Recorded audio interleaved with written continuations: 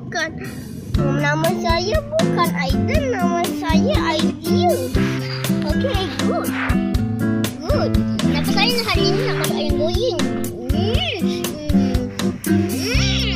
Okey dah si ayam goreng. Nak makan semua. Tak payah bagi Idea. Macam baik saya nak balik dulu. Jahat ke kamu ni? Jangan kita.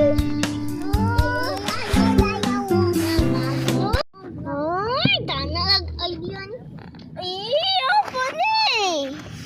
Saya tak suka Idea. Idea tu ada positif. Saya tak suka. Kalau macam tu saya cium sekarang juga. Saya kena balik dulu. Saya kena balik dulu. Ini rumah saya. Okey, kapal dia kan macam ada bekas mulut air aku dekat kapal dia. Jangan cium kapal saya. Kapal kamu lah, bukan kapal saya. Kapal kamu yang ada. Alah. Itu dah nak cium. Wah. Nasib baik. Ada puasa kentut. Jadi kapal ni ada kentut. Saya pun ada kentut lah. Baru. Tapi saya nak kentut yang betul.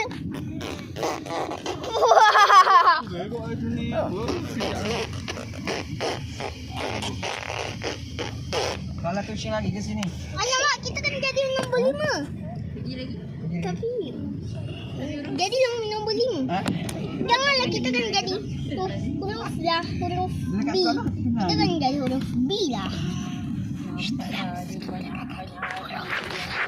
Okay, kita jadi huruf B. Saya nak jadi huruf. Kan kamu tak boleh jadi huruf. Kamu kena jadi nombor 6 je. Kamu kan jadi 7. 6,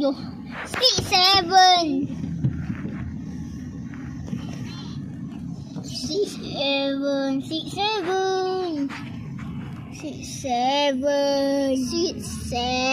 Nampak tak kawan-kawan ada 7.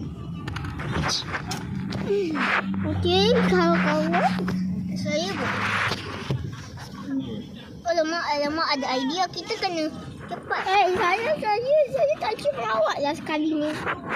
Okey, Seiran sebab saya bukan good. Sudah saya adalah B dan D. Seiran. Good ada dekat.